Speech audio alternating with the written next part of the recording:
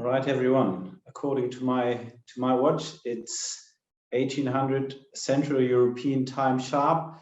Now I do see that some people are still joining the sessions.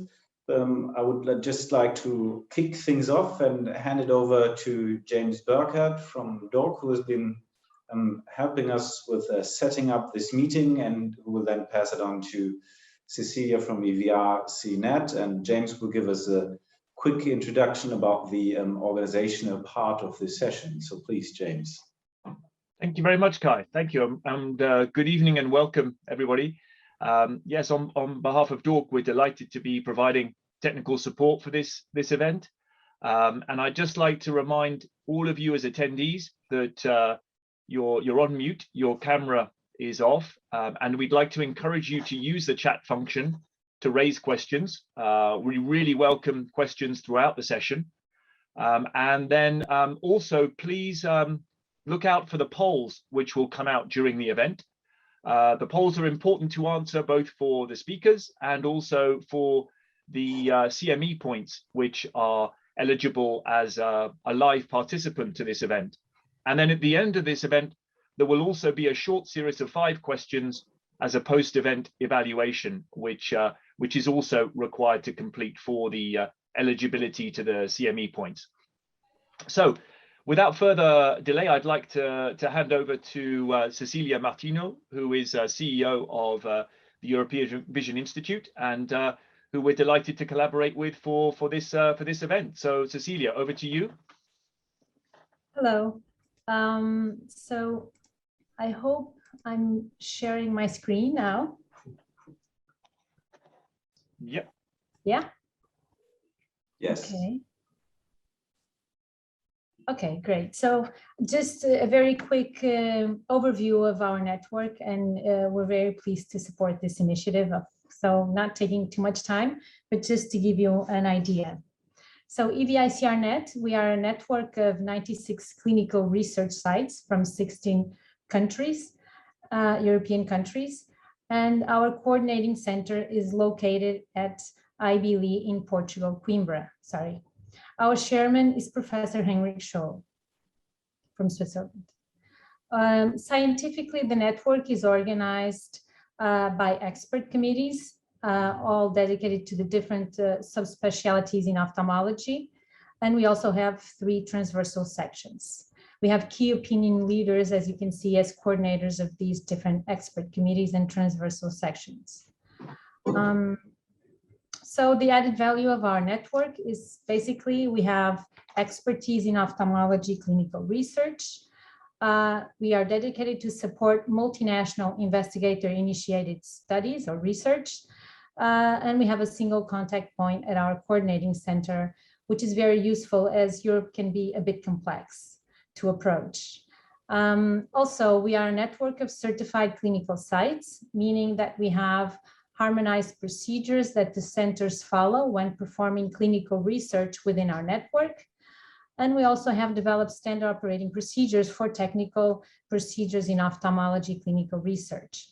We also develop training activities, and like this one today, and they are all available in our website.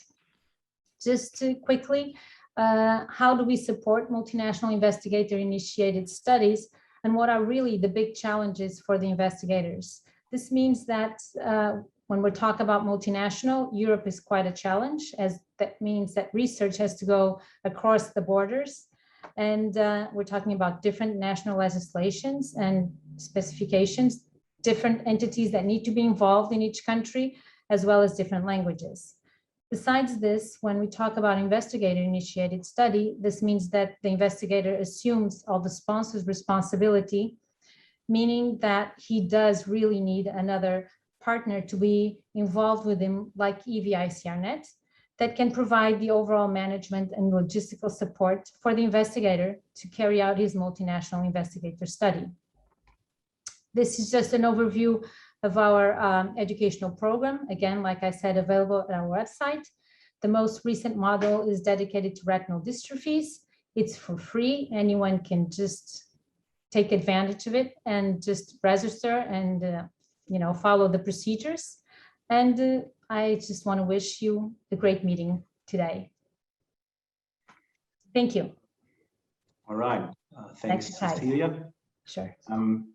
We'll just dive right into it, not before saying the adequate thanks, because it takes a lot of work putting together a seminar like this. So thanks to the team around James from D.O.R.C, to Cecilia, and especially to Danielle and everyone from EACCME who really put together such a great seminar. Also, thanks for all the speakers who were willing to attend, and also to my lovely panel, but this is only referred to you, Aude.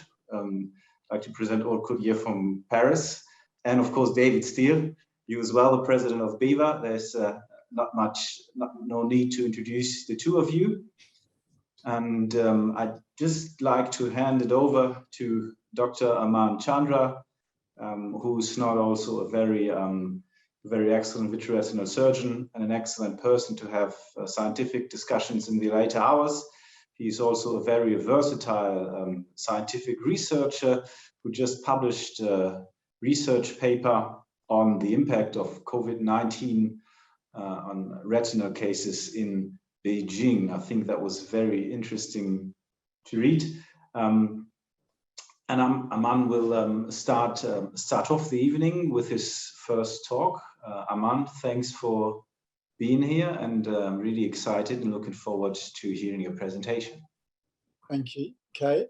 And I'm going to just try and do this bit to share the screen. Is that good? Can you see my screen? All good. Well, thank you for that kind introduction, and particularly I want to thank D.O.R.C and EVICR for arranging this session. You've got some great speakers today talking about surgical liquid devices.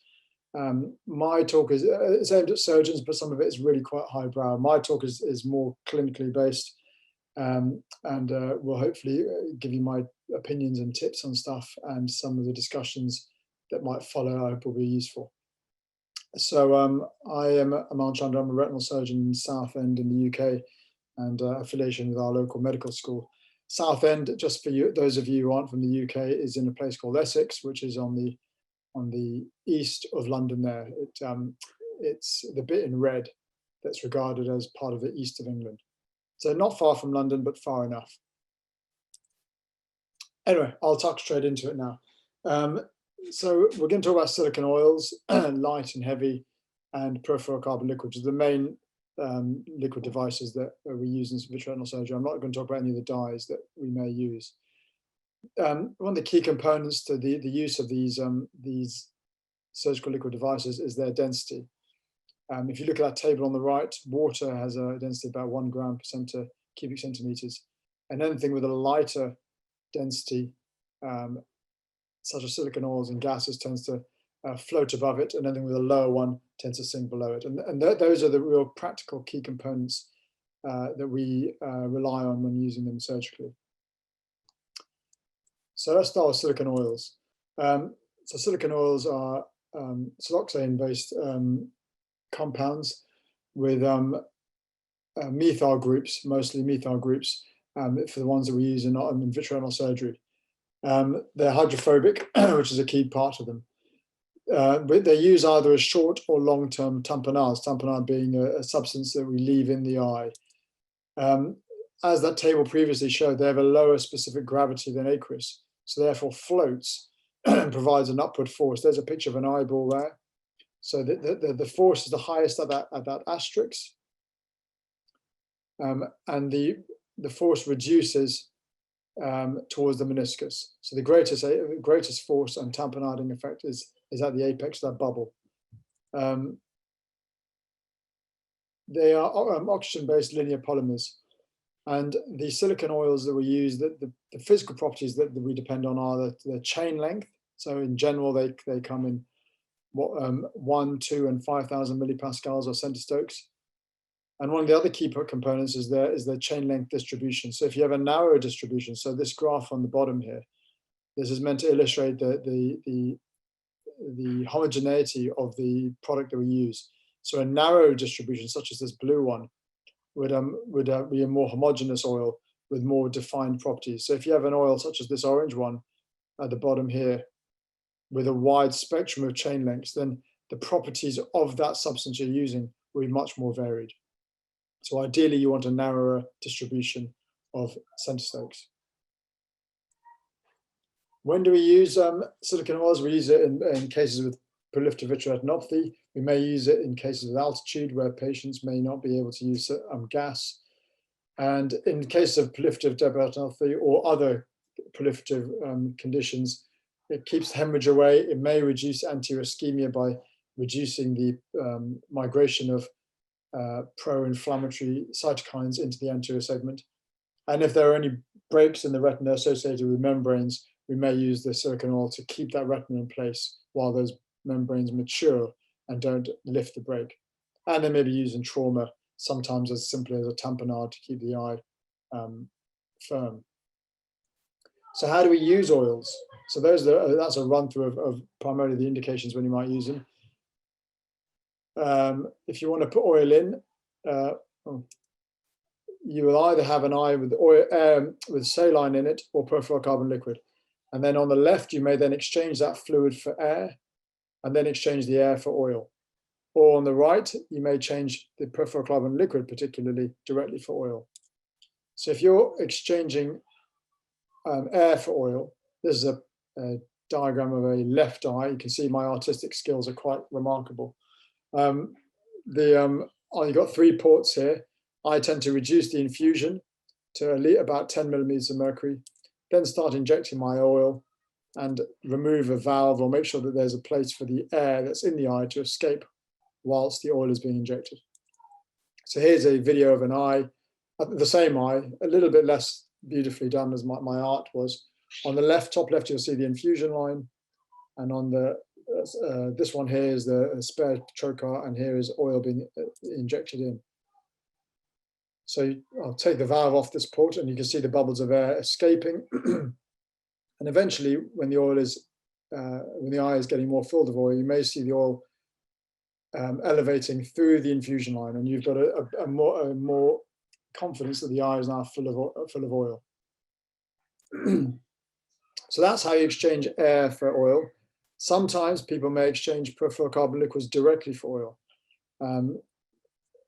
Here I've got a couple of videos of it. Here's on the left, peripheral carbon liquid being injected into an eye with a retinectomy to flatten the retina.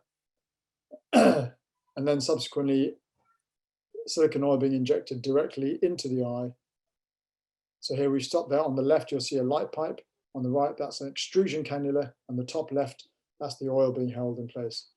You see the oil coming in now from the left. And you may be able to see at the bottom here, the bubble of peripheral carbon liquid being aspirated whilst the oil is being injected. And that's my camera. On the right, I've got a video from Paul Sullivan, who's clearly got better videoing equipment than I have. That's peripheral carbon liquid, again, being injected into an eye. And then you can see the cannula being placed into the peripheral carbon liquid. Peripheral carbon liquid will sink below the oil because it's got a higher density.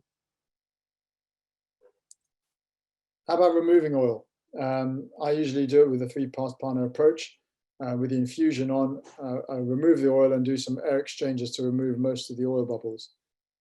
Here is removal of oil with a 19-gauge cannula. This is not how I do it much now.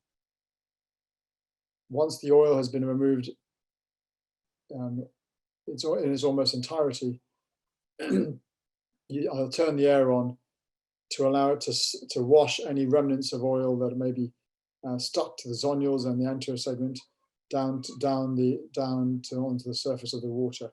So I ride the wave down, as I call it, I tell my fellows, and then turn the infusion on and ride the wave up again. That video is a bit dark, isn't it? I think it gets brighter. Yeah. So I ride the wave up again, and then I can repeat that process to a number of washes, put the air on again, and ride. So if you keep your cannula at the interface of the fluid and the air, that's where the silicone oil is likely to sit. I'll move on to heavy oils. Heavy oils are semi-fluorinated alkanes. Denseron has F6H8 and 5000 oil, and Oxane, which is another commercially available one, has RMN3 and 5700 oil, centerstoke oil. it's almost universally used solely for inferior pathology. So if I could do a poll now at this stage, I can't remember who the technical, oh, here we are. So if you could tell me what you think. So when you're faced with an inferior PVR detachment, with a break inferiorly with PVR associated it, and you're deciding to do pars-pundar vitrectomy, do you as a surgeon most frequently use light silicone oil, heavy silicone oil, gas of your choice, or a combination of those oils with a buccal? So I think we're going to leave that for a moment on there. So this is in the context of inferior pathology, and this is really the only time you probably use heavy oil.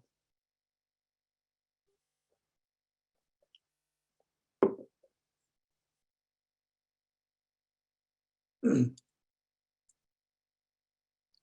going to remove that poll from my screen, and I will continue in a moment.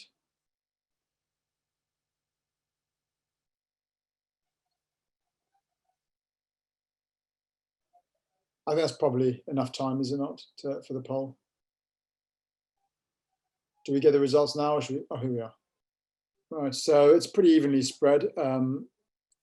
A lot of folk would use a buccal with oil. I think that's easy, and then an equal number would just use oil, and probably about half those using oil on their own would use light oil or heavy oil.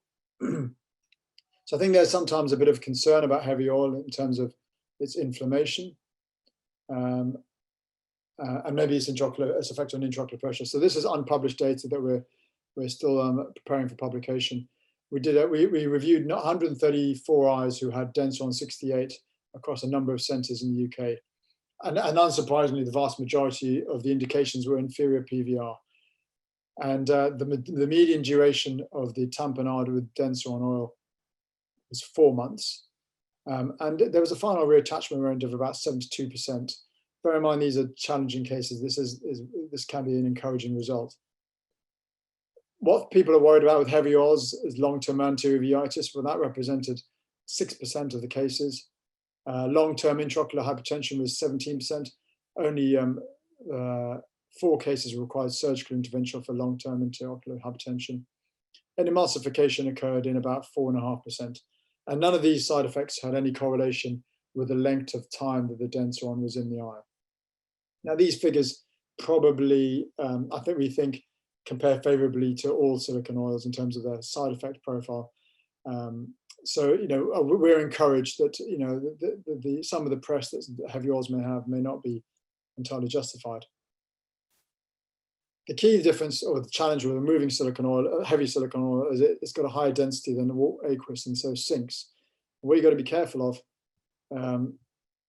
is when removing the oil is to keep that cannula in the bubble. And if you lose the bubble, like you're about to here, the eye becomes hypotenuse because you've got a high aspiration rate, high vacuum, and then that heavy bubble drops to the posterior segment. And then you've got a large bubble of silicone oil, which is highly viscous, difficult to remove, sitting on the posterior segment. So this is, one of the challenges of removing heavy oil. So the key thing is to keep that bubble on your cannula. So here we have the cannula with the VFC extrusion on it, and with direct visualization, keeping that cannula within the bubble. And it's key. It's important to move that cannula around to ensure that it stays within your bubble of heavy oil. And then you have a nice extraction of the heavy oil with no problems. Right, so I've talked about heavy oils and silicone oils. I'm going to move on to peripheral carbon liquids. I'm mindful of my time.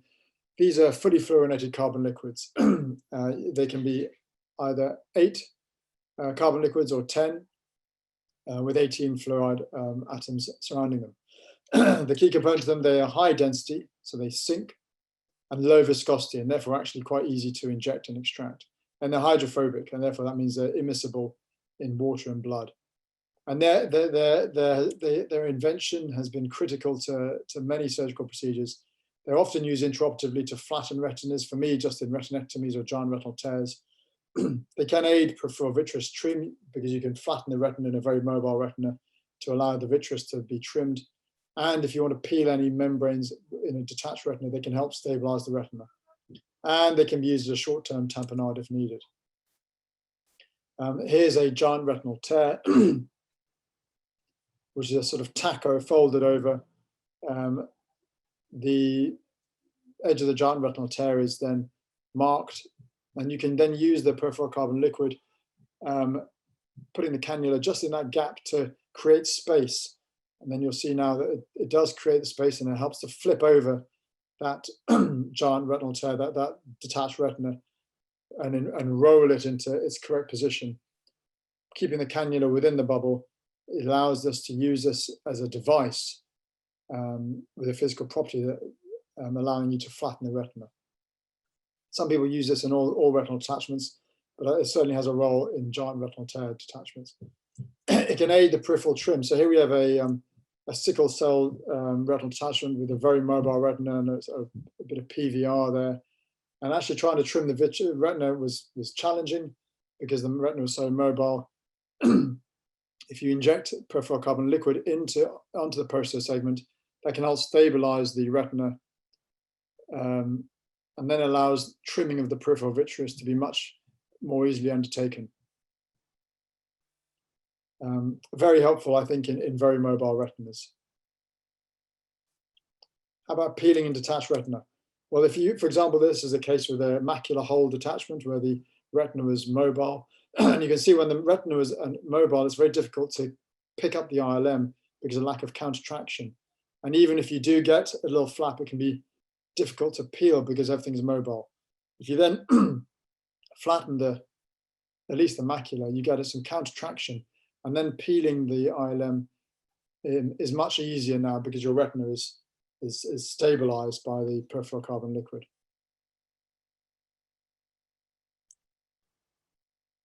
And postoperatively, you can see the hole is closed. Here's just another example of that. This is a detached retina that required a retinectomy. And then it was apparent that there was PVR on the macula, which was difficult to peel because the retina was so mobile. Again, you can use perfluorooctane to flatten the retina, and then peeling this membrane off the macula is much easier when the retina is stabilized by your surgical liquid device, the peripheral carbon liquid. How about a short-term tamponade? Well, giant retinal tears is really one of the only indications for use as a giant retinal, as a short-term tamponade, and there's plenty of multiple papers now that demonstrate the safety and efficacy of using peripheral carbon liquid as a short-term tamponade, particularly in inferior giant retinal tears. I think you've seen this GRT already. This was the inferior GRT that was macular sparing. Peripheral carbon liquid is filled up, retinopexy is completed, and this operation is now finished. You can take the ports out and suture the sclerotomies, come back within 2 weeks. And it's very easy. The low viscosity of peripheral carbon liquid makes it very easy to remove. And then you'll see that you can examine the retina and see that the GRT has now been secured and the retinopexy has been completed. Very useful for inferior GRTs. You must be mindful that, however, leaving it in the eye for up to 2 weeks is quite inflammatory. You can get these macrophages on the lens. This is 10 days post-operatively. So if I do this, I give them quite an intensive course of anti-inflammatories. So we've talked about silicone oils. I've talked about exchanging it for air and for peripheral carbon liquid. Talked about removing it with multiple air exchanges and removing of heavy oils and the challenges of doing that.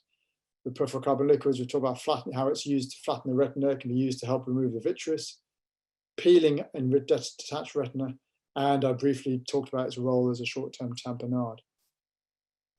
Thank you all for listening, and we can discuss this or any topics that I may have highlighted now.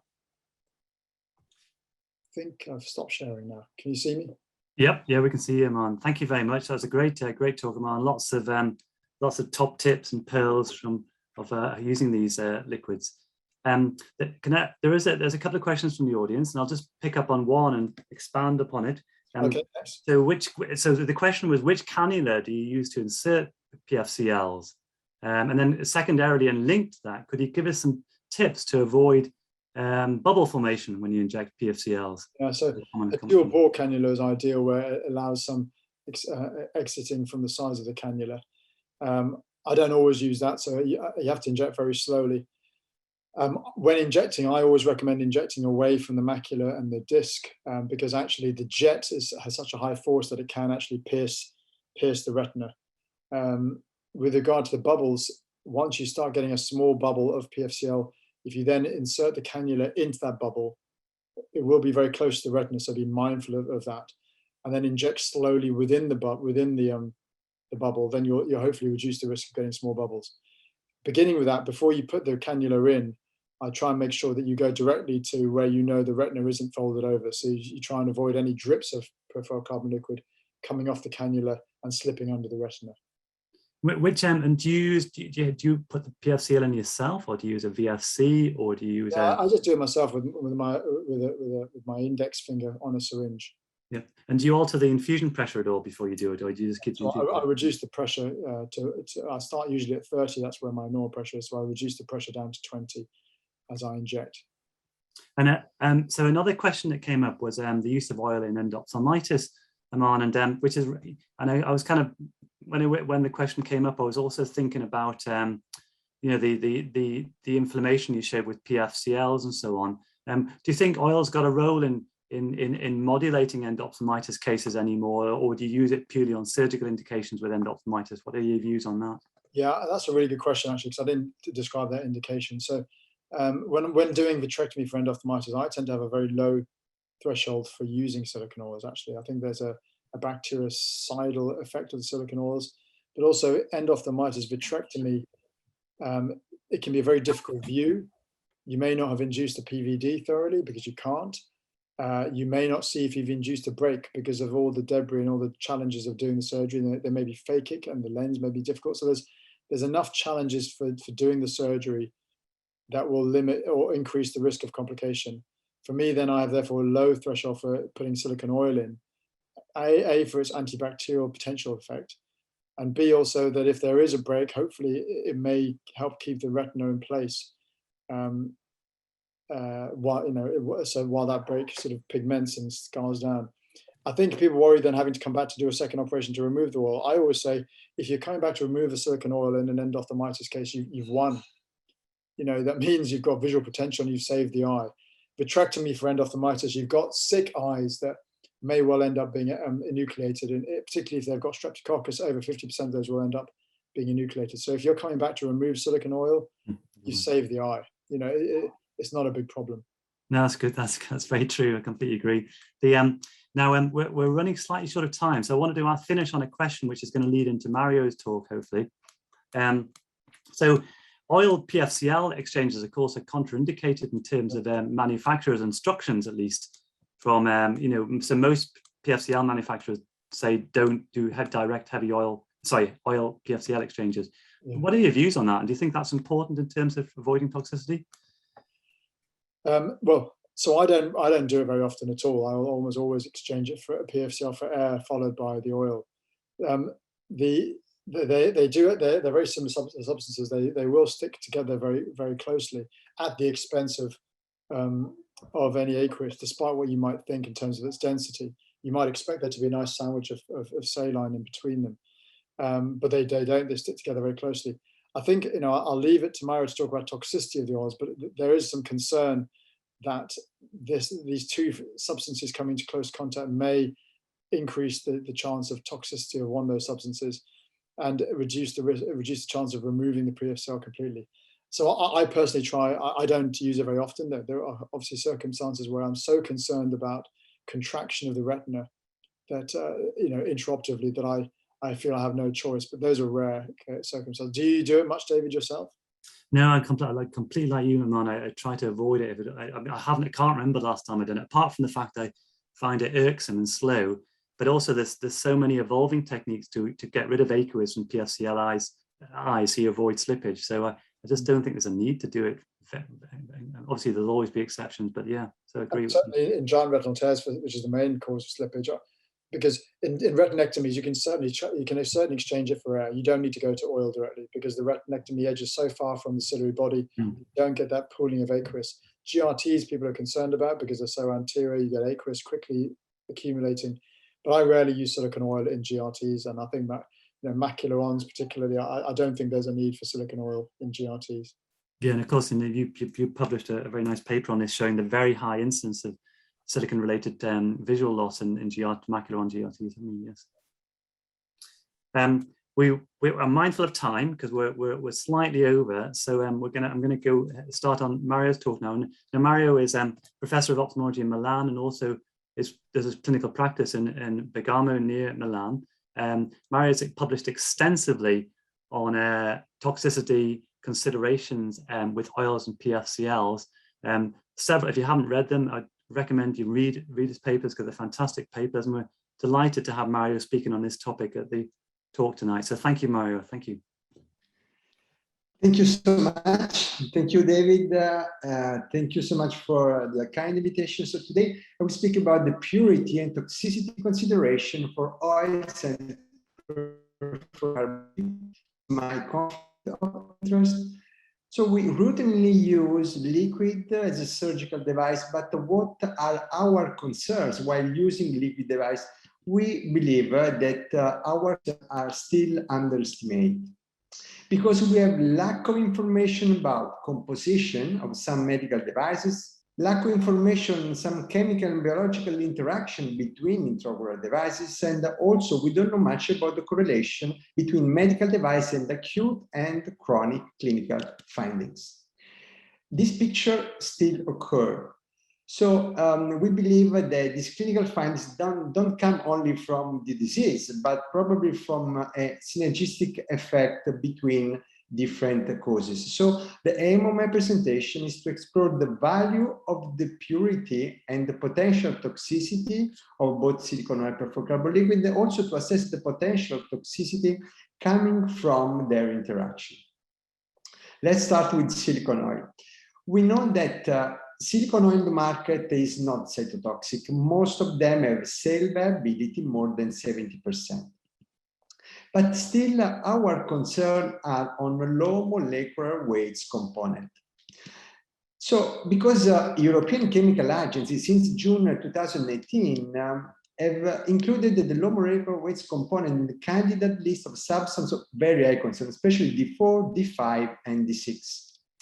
So what we did, we published a couple of papers looking at the assessment of low molecular weights component. First of all, the presence in silicone oil, and then the toxicity of low molecular weights component.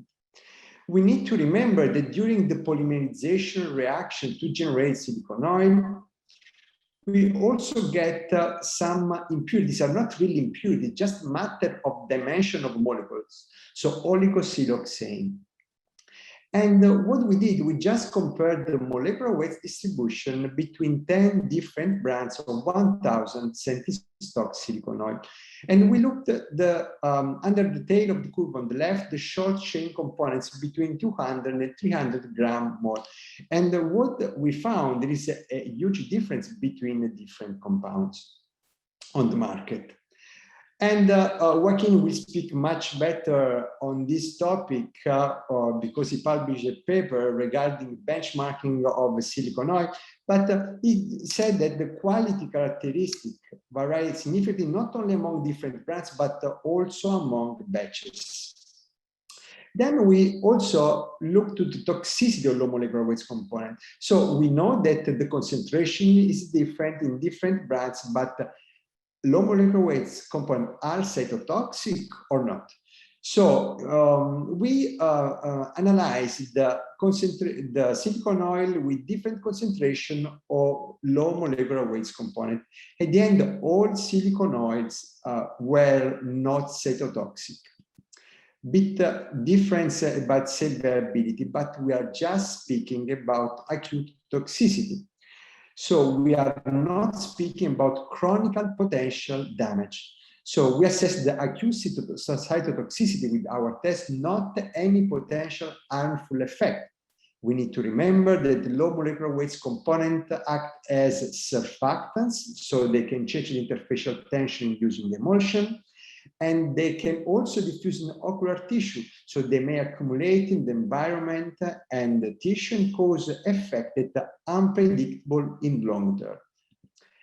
And they've been published already that we can see emulsion in epiretinal membrane, intraretinally, subretinally. So really we need to keep in account that in long term we can have damage, not just a matter of silicone oil of acute toxicity. So we still prefer product with the low concentration, low molecular weight component. What about the perfluorocarbon liquid? We know that this paper published in 2017 by Pasteur found that 120 cases after use of perfluoroctane had pale optic nerve, no light perception, retinal necrosis, and disruption of all retinal layers. We all know the history about the product coming from Alamedics, because he said that the product was not cytotoxic, but Yoba Pasteur did the analysis and found that the product was cytotoxic using a different method of analysis. Basically, the Alamedics chose the wrong testing method, so extract test, whereas using the test under the use of perfluorocarbon liquid, so direct contact test, Yoba found that it was cytotoxic. So, and since there, we had a lot of concern about perfluorocarbon liquid. In perfluorocarbon liquid, the purity make difference, and impurity make toxicity, makes acute toxicity. The problem are mainly related to reactive and underfluorinated impurity that we really can call impurity. And again, Joachim Dresp published a very nice paper looking at the H value, UV active substance, A1 HPFO. I will not speak about this paper. I want to just draw your attention to the fact that the risk of not knowing perfluoroctane analytic data is higher than not knowing something about the decaline. This is because of 1 HPFO. So we need to be really careful using octane more than decaline. Now, no impurity means no side effect. This is the question. So the point that we don't know all the potential impurity present in very reactive compound. And we don't know all the potential interaction with the other impurity, with biological tissue and with packaging. Pasteur published the assessment of impurity, and he found, still in that paper, 5 different main products identified to be toxic in octane. And also, Metz published a nice paper where he found that octane potential acute toxicity is mainly due to the reactive underfluorinated compounds and degradation product. So that means that we know now a little bit more about what we have to be concerned about. And then in this nice paper, Metz also found the H value as parameter of octane safety assessment. So it means if we have a high H value, we have cytotoxicity, we have adverse events. But the problem is that are these impurities cytotoxic, and is the H value enough to assess the cytotoxicity? And also, do we know all the cytotoxicity, impurity, and degradation interaction product? So what we did, first of all, we validated the cytotoxicity test in this paper. So like a recipe to assess the cytotoxicity. So with direct contact cytotoxicity test using ARC-19 and covering 59% of the cell surface area for 24 hours. And then we also did a dose response assessment of cytotoxicity of PFO contaminants to have a threshold where of ppm where are the cytotoxicity limit of each one. And as you can see, some of them have a limit very, very low, also at 1 ppm. We also found that sometimes H value cannot be enough, because in this study we demonstrate any correlation between the H content and bitter cytotoxicity, because as you can see in octane, in perfluorooctane acid, also with very low content of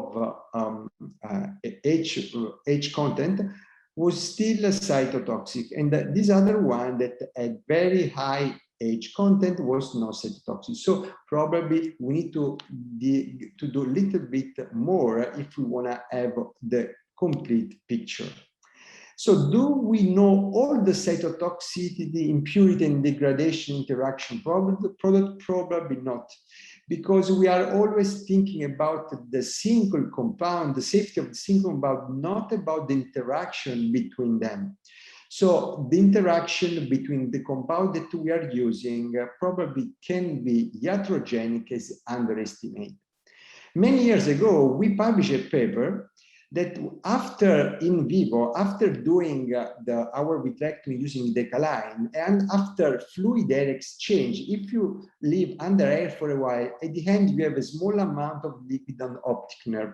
And despite inaccurate removal, you still leave perfluorocarbon liquid, because we analyzed that liquid and had the spike of Decaline that we were using. So it means we leave perfluorocarbon liquid, even if we try to remove all of that. And adding in another paper, we published that adding heavy silicone oil, you can have this hyperviscous sticky solution that we call then sticky oil. So the interaction that we know right now are regarding the sticky oil. But then we are using triamcinolone, glue, we are using octane, silicone oil in the same surgery.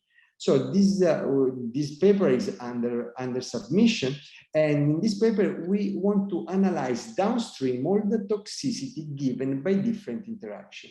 So different harm. In one of these, we were doing surgery, leaving some residual of compounds that we were using.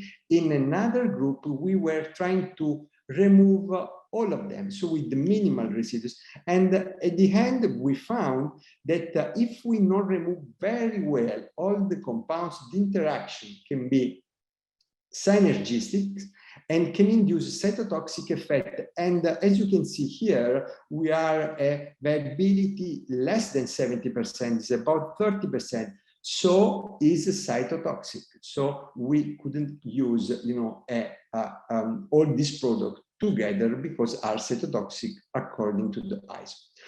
So the purity of single compound is very important, but is not the only risk factor. And then we need to also to remember, and I'm finishing, that we have also biosurfactants. So are the protein induced by the surgery, by the disease itself. It's not just a matter of surfactants of the compounds, but also the biosurfactants produced by our surgery. Thank you very much. Thank you very much, Mario, for your very nice presentation and also your very nice paper. So I don't know if we have some questions from the audience, don't hesitate to. We have also the poll, if you like. We have also the poll, otherwise we can go for. Okay. Yes, we have the poll. Let's go for the poll.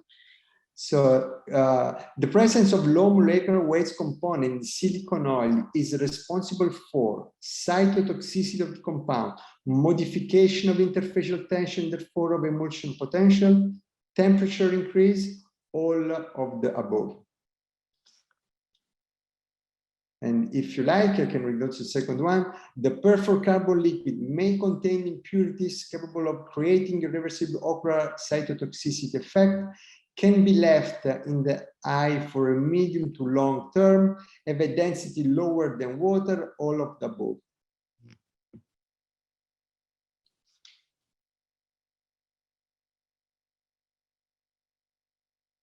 Okay, if you like, we can start discussion, then we will wait for the answer.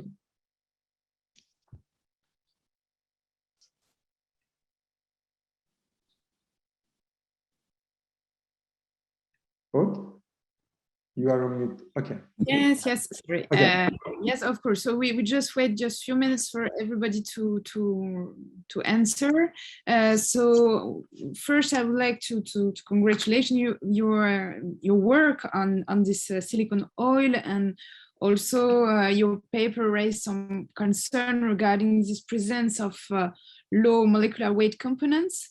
So maybe if you want to comment on the result of the poll, and then we can. The results of the poll are exactly where we're looking. So for the first one, mainly is a modification of interfacial tension and potential emulsion are not cytotoxic in the acute, but the low molecular weight component can change interfacial tension. And regarding the peripheral carbon liquid may contain impurities. So the first one where 80% were answering as correct. Thank you, Mario. So I have a question regarding this low molecular weight components. So you shown that maybe there is no cytotoxicity. So, but however, some cases of visual loss have been described with silicone oil or just right after silicone oil removal. And some maybe damage on of the ganglion cells on SD OCT has been shown. So what do you think about this kind of silicone oil toxicity, and regarding the mechanism? Is it maybe a direct or indirect damage? So what they think, still we are dealing with a compound that is lipophilic. So means that we don't have to think only about the acute toxicity, but can go really inside tissue. And we have already picture and paper published about the hyperreflectivity inside the retina, or goblets, okay, inside the inner plexiform layer, microcystic edema in inner nuclear layer, and seems to be related to the silicone oil itself. We need to think about the emulsion as a matter of microns and can migrate. And we have also publication about the silicone oil migration to the optic nerve. Probably we are always thinking about, vision loss that is like catastrophic vision loss, but I think that the damage is underestimated. Sometimes we have this kind of material that can induce inflammation, activation of microglia. So I think that still we need to use a compound with very low concentration, low molecular weight component, at least to minimize, this effect. But I believe that we are now having more attention to this phenomenon that is present. Thank you, Mario. We have also one question regarding the role of the increase in IOP in that kind of toxicity with silicone oil in long term. So maybe the change in the IOP during the silicone oil injection or removal maybe can be discussed in that kind of toxicity. What do you think? So if you are speaking about the toxicity, not really a toxicity, but if we are speaking about emulsion, we are speaking about the open angle glaucoma. And this is one of, so we are speaking, the problem is still the same. If we have emulsion of migration in the tissue, we can have inflammation, activation of inflammatory reaction. So the point is always to minimize the migration of lipophilic compound in the ocular tissue. And so how can we minimize? I mean, of course, using the silicone oil as less as we can. If we can use silicone oil better than heavy silicone oil, because alkane semi-fluorinated inside can induce more inflammation. And we know also, we have clinical data that heavy silicone oil, at least at the beginning, increase the inflammation, increase the IOP because of the inflammation. And I don't have clear evidence, but probably also using compounds with low molecular weights can help. Thank you very much, Mario. I think maybe we need to move to the next presentation because time is running. So I would like to introduce Professor Stalmans for the next topic. You all very known as the very well-known retinal surgeon. And we are very pleased to have this presentation regarding the cause of toxic reaction after surgery that are not related to toxicity of silicone oil or PFCL. Thank you, Audrey, for this nice introduction, and thank you for inviting me to this symposium. Indeed, we have seen and we know all, I think, how everything we use in the eye, such as silicone oil and PFCL, or vital dyes can cause damage. But we have a series of patients which were still unclear of how the toxic effect was created in the eye. So in 2017, we were struck that in 2 weeks' time, we had 3 patients in our hospital that all underwent vitrectomy surgery and that they all ended up with a blind eye after the surgery. What I'm showing here to you is an overview of these 3 cases. And you see that the surgeries were done for different indications. 1 was for floaters and 2 were for oil removal. And if you look on the right side of the slide, you see that different tamponades were used, and also triamcinolone was used intraocularly in only 1 eye. Perfluorocarbon was only used in 1 eye. Membrane Bradule was only used in 1 eye. And only 1 eye was filled with silicone oil. All these 3 patients presented with postoperative pain already the day after the surgery.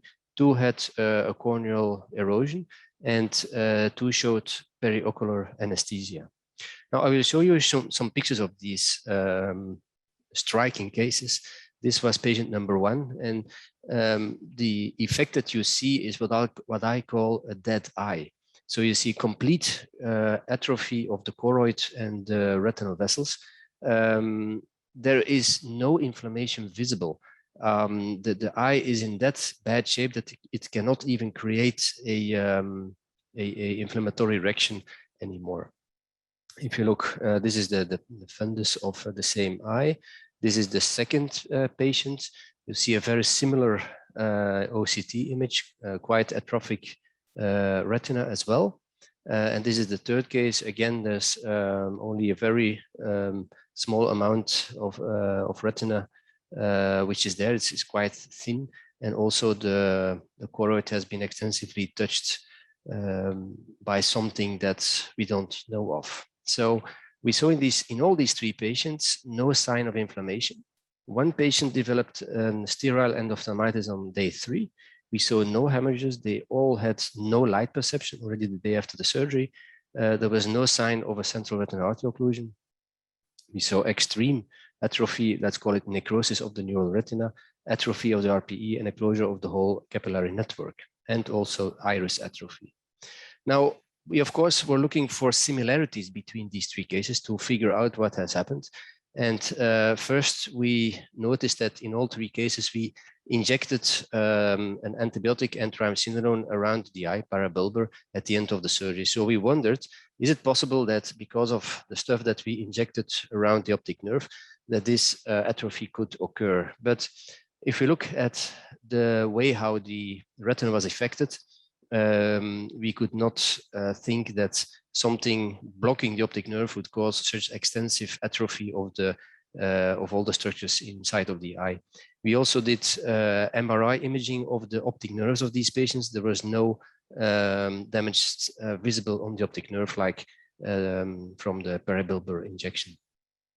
So we ruled out that cause being the source of this damage. Another thing that all 3 eyes had in common is, of course, they underwent vitrectomy, so they had been infused with BSS+. Again, PFCL was only used in 1 eye, silicone oil was only used in 1 eye, so that could not be the same reason for all these 3 eyes being hurt so badly. So we thought, well, maybe something was in the infusion. that we used and that caused this damage. So we've been thinking what source could cause this problem.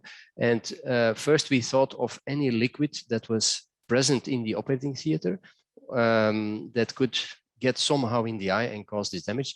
So we're thinking it's somehow by a wrong manipulation, alcohol end up in the eye, or were the remnants of the gas sterilization in infusion tubing. Now, let me explain this. Alcohol, well, I don't explain what alcohol is, of course. The remnants of the gas sterilization, apparently, when the disposables are sterilized using ethylene oxide, and there is still too much humidity when the procedure is done of the sterilization, ethylene glycol and ethylene chlorohydrin can be left inside of these tubings. And we calculated that if 1 droplet of these products would be in the tubing and it mixed with about 5 milliliters eye volume, that we had a 1% concentration of these very, very, very toxic substances inside of the eye. So to answer the question, if any of these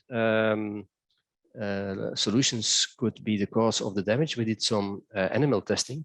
And so we did a 3-port plus lana vitrectomy on domestic pigs. And we infused during the vitrectomy the eye with BSS containing 70% alcohol. So we added 20 milliliters in the bottle. And the 2 other pigs were vitrectomized while adding 1% of ethylene glycol or ethylene chlorohydrin into this bottle. 1% may not seem a lot, but I was even forbidden to transport ethylene glycol and ethylene chlorohydrin undiluted in my car, because if the bottle would break, I would instantly die into the car. So it's extremely toxic stuff, and 1% is already a very, very high dosage. So after 1 week, the animals were sacrificed. We took retinal photographs, OCT, enucleated the eye, and we examined these eyes that were operated. And unfortunately, we found nothing out of the usual. So we saw no sign of atrophy, no closure of retinal vessels, and normal thickness on OCT. So then we thought, well, it's somehow something added into the infusion bottle, which is not supposed to be present in the operating theater. And we made just a list together with our pharmacist of the hospital. What kind of products do you think could cause such toxic effects? And they're listed here: phenol, HCl, sodium hydroxide, acetone, or citrimidine. Now, if we had to test all of these drugs on pigs, it was a little bit time consuming and very expensive. So we did it in a different way. We injected these substances in the eyes of pigmented adult rabbits. And we waited for 1 hour, after which the eyes were enucleated and we examined them pathologically. So I will go quickly over this. We did different dosages, dilutions from 1 on 1,000 to 1 on 1. And with phenol, we found actually nothing. So even with pure phenol in the eye, for half an hour, we could not see too much happening. This sodium hydroxide at lower dosages did not cause any damage either. At high concentrations, we saw visual condensation and flat retinal detachment, but no retinal atrophy. Acetone had no visible effect on the retina. Citrimidine caused at very high concentrations purely a vitreoretinal traction because of vitreal separation, but again, no retinal atrophy. But when we used HCl at higher dosages, we found a very, very similar damage than what we saw in our patients. So we saw loss of retinal layering, retinal atrophy, iris atrophy, and a pale retina. So the conclusion here is that HCl mimics the most of all these substances, the clinical changes that we saw in these patients: retinal atrophy, loss of red reflex, iris atrophy. Of course, these experiments were done on eyes that were non-vitrectomized, so there were still vitreous there. But still, we had some evidence that this strong acid can cause this damage. So we did perform a thorough internal investigation in the hospital.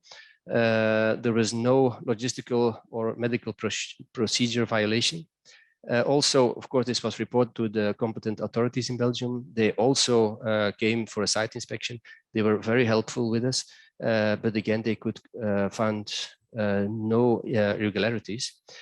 And so we decided, since we found evidence that adding a strong acid to the liquid infusion mimicked the damage that we saw in our 3 patients, we could not rule out sabotage. So we informed the Federal Crime Investigation Unit that potentially a sabotage was the cause of this severe eye damage to 3 patients. And actually it was taken very seriously by the Federal Crime Unit, and they're still investigating this. Now, of course, if you think of how these intraocular liquids are produced, transported to a distribution center, go to a hospital pharmacy, to an OR storage, and then being prepared for usage, it's of course very difficult to rule out or to find out where in this chain some sabotage could have occurred. So we don't know the answer yet. The investigation is still ongoing, and I hope that in time we may find an answer what actually happened there. But again, the message of this presentation is that not all toxicity has to be related to drugs or dyes or silicone oil or PFCL that we use inside of the eye. So thank you for listening to my presentation, and I have now the poll. And I'm of course very curious if after vitrectomy you have never experienced any case of unexplained visual loss, or that you have experienced at least one case of unexplained visual loss, which was probably caused by the toxicity from PFCL, silicone oil, or a dye that was used? Or did you experience at least one case of unexplained visual loss, such as I shown you, which could not be explained by any of the above?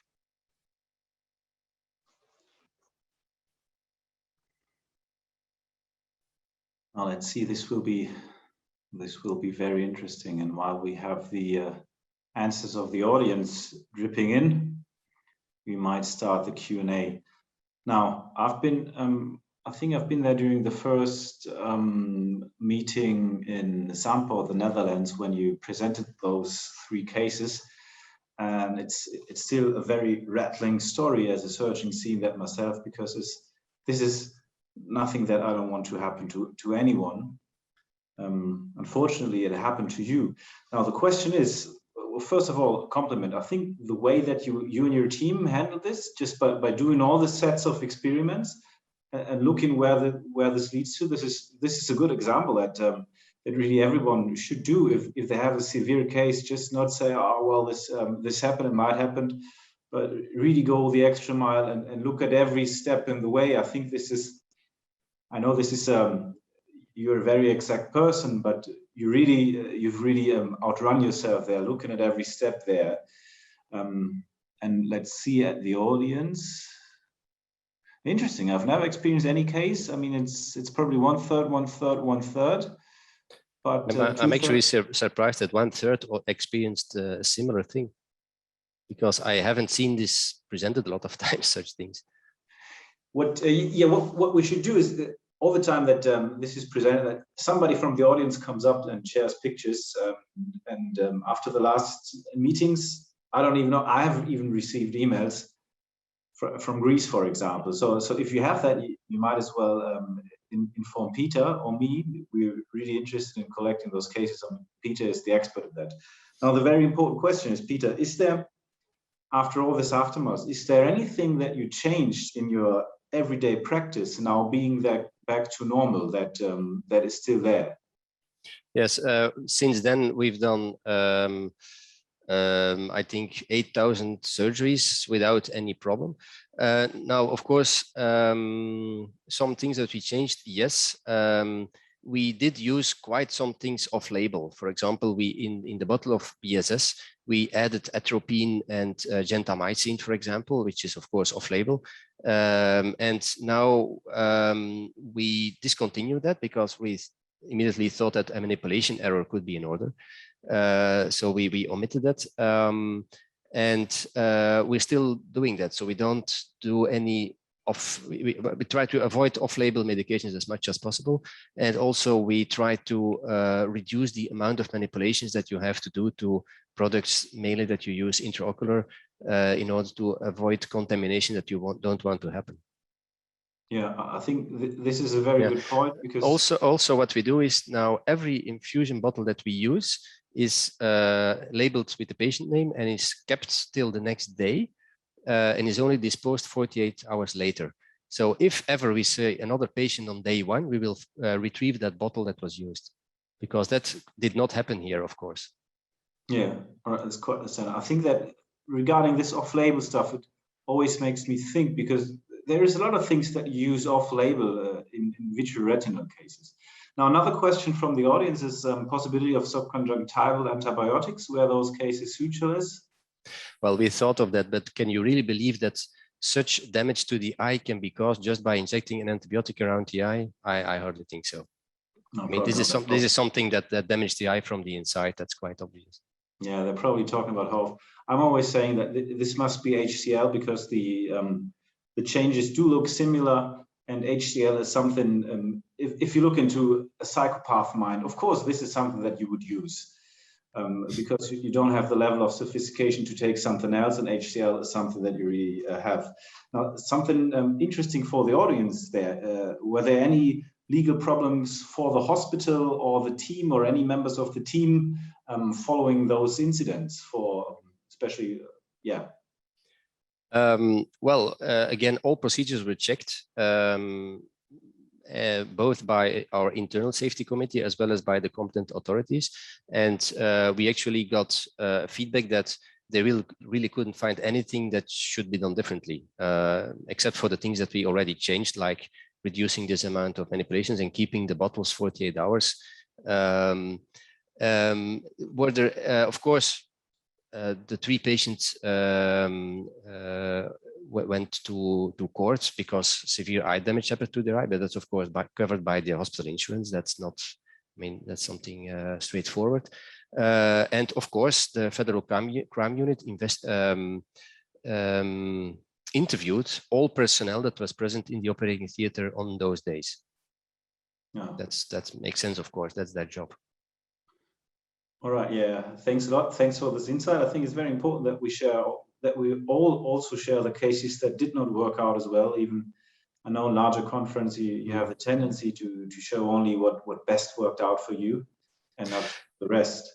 Well, now, remember that these cases happened not all on the same day, but 2 weeks in between. So I first had one case, and you know, if you have one case, you can live with it and you don't ask too much questions. It's only because we had the 2 further cases that it rang a bell that, hey, something is wrong here. And I think that's the reason that 34% is saying, yes, I've seen this before, but it was only one case. But if 34% of the audience, which were more than 100 now, has seen a case, that's already 34 cases. Yeah. All right. And then one question from the audience is, if you examined the intravitreal fluids, that's an obvious no, because they were all in the bin, in the waste bin, and there were no possibility there. But if it happens now in Leuven, it will be possible, and we will be a bit smarter in the end. Yeah. So Peter, thanks a lot. Now, what's important, if you look at those incidents and about the incidents regarding PFCL in 2017, there's really 2 ways of doing this. You can say, oh, this happens, and trying to point with your finger at each other, and this is usually industry and doctors. Or you can really get together and try to solve something and make something better in the future.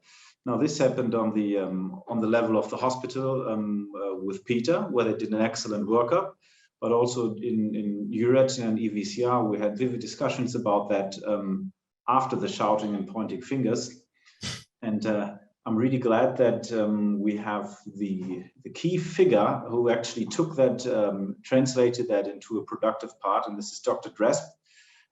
He's the head of the ISIS 16672 committee, and during the last international call, he was awarded the Achievement Award, because what he did was actually taking those problems that we have and trying to improve the security standards and make a better version out of this ISO 16672 for that in order to secure a future and prevent those things from happening.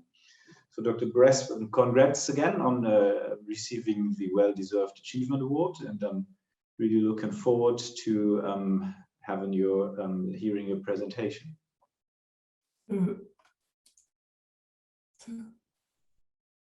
Thank you very much for the introduction.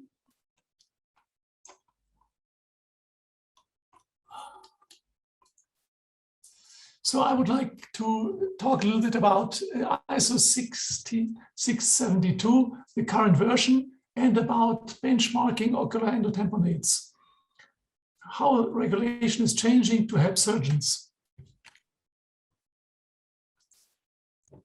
Just to introduce myself, I am the ex-senior director for global vitreoretinal R&D for Bausch & Lomb surgery for 10 years. Now I'm working as a scientific consultant in ophthalmology and quality management. As Kai pointed out already, I'm head of the technical committee intraocular medical devices of the German standardization organization DIN, and I'm project leader for the ocular endotamponade standard in ISO. Let's first talk about the standard itself. As I said, it's a relevant standard for ocular endotamponades, but we have to keep in mind that a standard does not provide a rigid set of test methods, and it does not set pass or fail criteria. This could result in false sense of security in the general use. This standard shows that specific tests and criteria have to be established by experts in the product and or in the area of application of medical devices. We have to keep in mind that a standard is intended for use by professionals appropriately qualified by training and experience, which are able to interpret its requirements and judge the outcome of the evaluation for a medical device. Standards are developed to be used during product design and development, not for routine testing on batches. Routine tests for testing the safety of medical devices have to be adopted for the device in question, and they have to be validated unless they are tests described in a pharmacopoeia. Validation is a documented proof that a process or a system meets previously specified requirements, the so-called acceptance criteria, in practical use reproducibly. Safety is often tested by using cytotoxicity tests according to the ISO 10993 series. As long as the hydrophobic nature of the ocular endotamponade is acknowledged, any tests according to ISO 10993 validated on the system can be used. The current version of 16672 cites two proposals for cytotoxicity tests, a direct as well as an indirect method. The actual cause of cytotoxicity is not identified in these tests, but must be known and controlled. In this connection, three questions must be answered. What contaminants may be present? What is their risk potential? And what must be done to reduce the risk potential to the utmost extent? Let's now come to the benchmarking. With 34 samples of 12 brands of silicone oils were tested. As a purity parameter for the silicone oil itself, the oligosiloxane content and polydispersity were determined. And to test the integrity of primary packaging components, UV active substances were measured. There were significant differences in the impurity profiles. The oligosiloxane content varied from less than 1 up to nearly 500 ppm. The polydispersity varied from 1.6 to 3.0, and the UV active substances range was from 0.2 to 3.8 arbitrary units. For the PFCLs, 21 samples of 8 brands of perfluorooctane and 25 samples of 13 brands of perfluorodecaline were tested. The tests were gas chromatography coupled with mass spectroscopy to measure the content of the main product. The H value was determined, which shows the amount of reactive and underfluorinated impurities that trigger acute and latent toxic effects. For the integrity of primary packaging components, once again, UV active substances were measured. And in the case of perfluorooctane, 1H PFO was determined. This is a substance that modifies significantly the surface characteristics of PFO. The H values for PFO varied from below 10 to more than 1200 ppm. The UV absorption range was from 0.1 to 3 arbitrary units, and the 1H PFO concentration varied from less than 1 to 376 ppm. For the perfluorodecaline, the H values were between below 10 up to 70 ppm, and the UV absorption was between 0 arbitrary units and 3.2. Let me give you some comments on the H value. The H value is no sufficient condition for PFCL safety. It is a necessity condition for PFCL safety that no toxic impurities or impurities that can react to form toxic substances originating in the technical synthesis of the PFCL are present.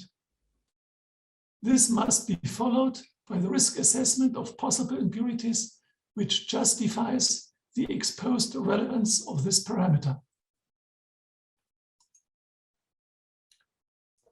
So the quality characteristics vary significantly, not only among different brands, but also among batches of the same manufacturer. You can read these data in the publication listed below. One have to keep in mind that pure perfluorocarbon liquids are not cytotoxic per se. Therefore, cytotoxic measurement as a batch release parameter is not necessary from a scientific point of view and ultimately only serves marketing purposes. In the medical device and pharmaceutical industries, it is very important that in addition to final testing and compliance of products, it is also assured that the manufacturing process will consistently produce the expected results. The quality characteristics of the ocular endotamponates vary significantly, not only among the brands, but also among the batches of some manufacturers. And this is the most important and most dangerous situation. Manufacturers should communicate the purity and quality characteristics of their products in an understandable and clear manner. This involves providing a complete certificate of analysis with special focus on quality characteristics to enable the vitreoretinal surgeon to differentiate between the effects of the silicone oil and the PFC itself and those of impurities. So what has been changed in the current version of the standard? It has been added that the manufacturer shall provide a description of each of the components in the finished product and their respective quality specification and concentrations. Chemical changes during transport and storage shall be considered. Perfluorocarbon liquids may contain oxygen-containing compounds and incompletely fluorinated contaminants, including HF. Specifically, incompletely fluorinated contaminants, including HF, are likely to occur, and they bear a high risk for the patient already at the ppm level. Therefore, the concentrations of incompletely fluorinated contaminants, including HF, shall be as low as possible. Another addition was that different methods can be used for which the specific limits need to be specified based on the risk analysis. In Annex C, a method is described for which a level of 10 ppm has been published to assure material safety in regards of the aforementioned impurities. For any liquid alkaline tamponade, control over synthesis of the tamponade material according to applicable standards and monographs, and analytically controlled purification procedures according to applicable standards or monographs are minimum requirements. So ISO 16672 in its current version provides all the information and requirements necessary according to the current state of science and technology to achieve safe alkaline tamponades. Specific tests and criteria have to be established by experts in the product and or in the area of application of the medical devices. Thank you very much for your attendance.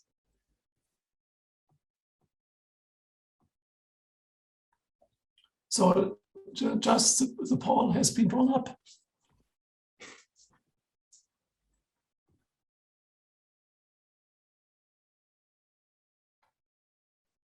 So thank you very much, Joachim. That was a great talk, very interesting, and we'll got several questions I want to ask you when we've done the poll, which hopefully everybody's doing at the moment. We'll just wait till that finishes before we start.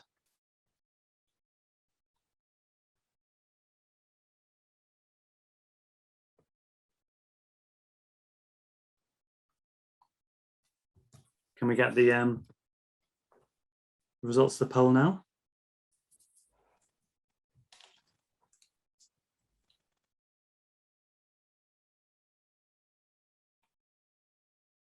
Just a few more seconds. Okay.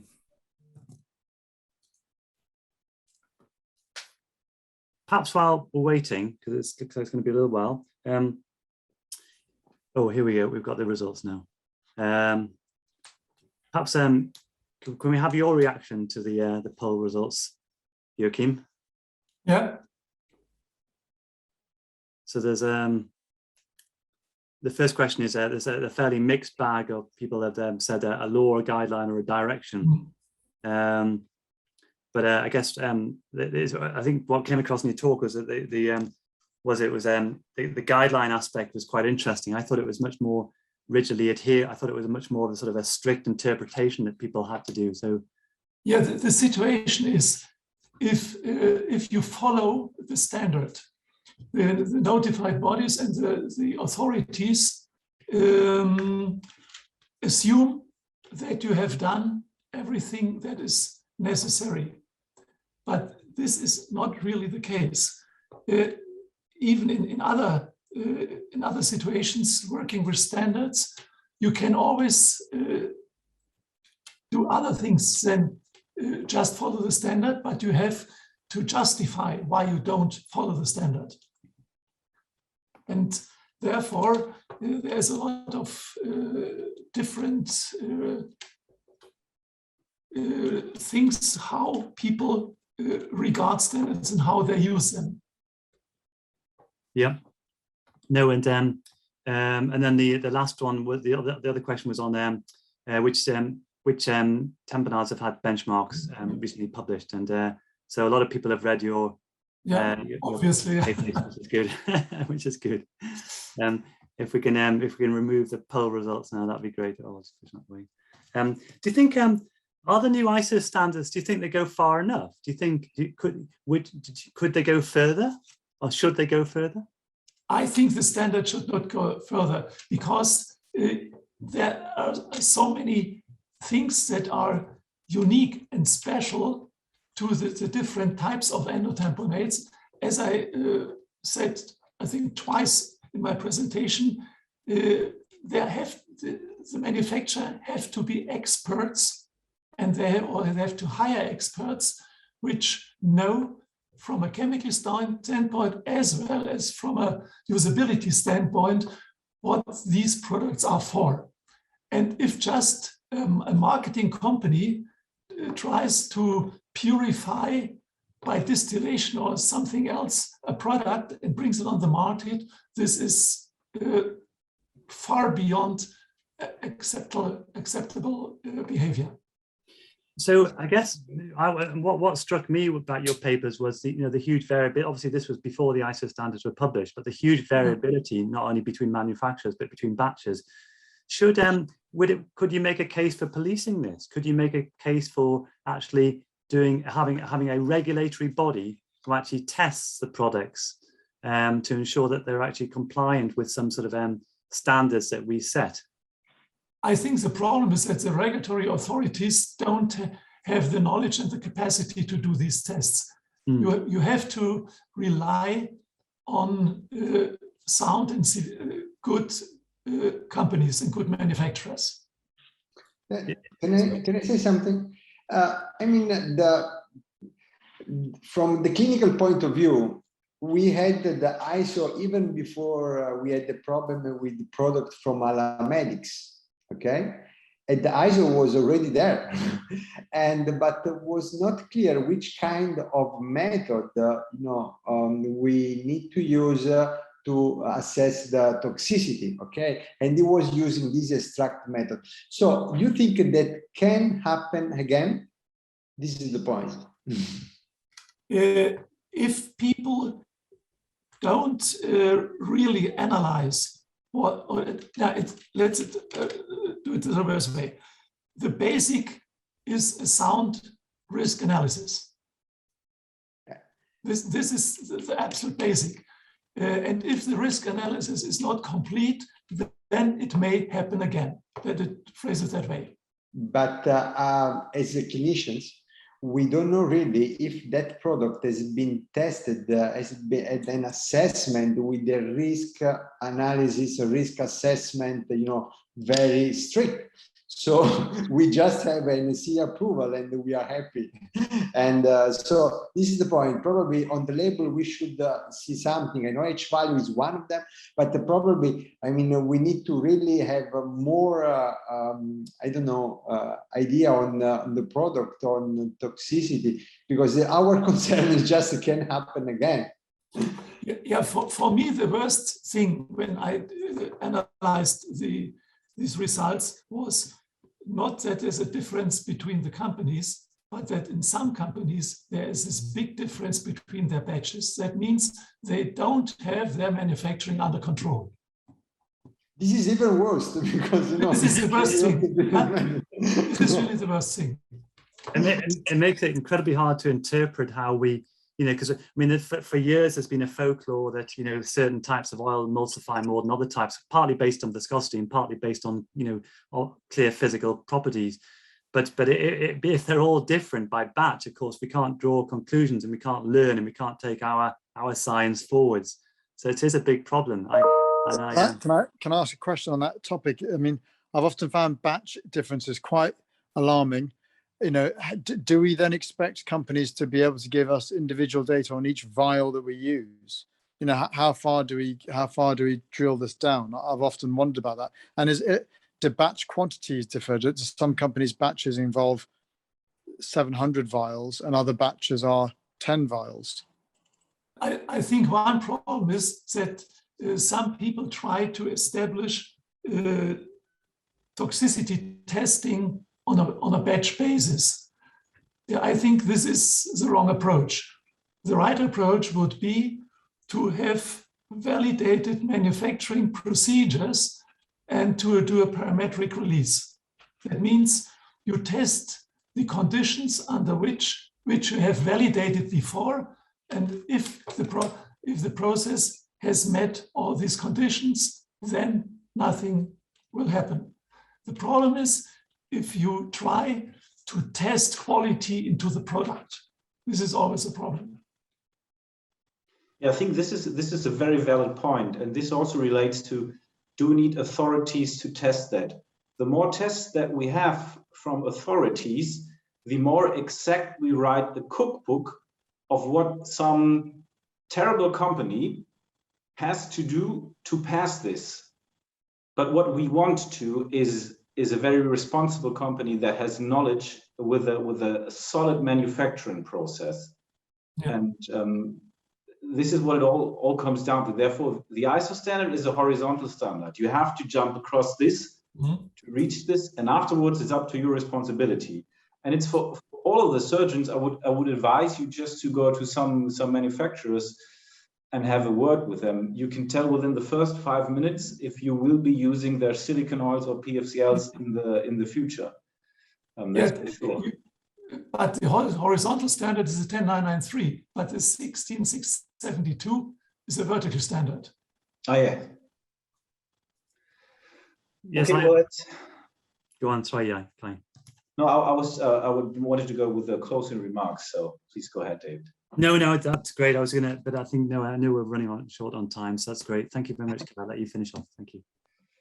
All right. Thanks to the audience. Thanks to all the speakers, especially in your free time that you've taken off your families and your loved ones to be with us on this very important topic.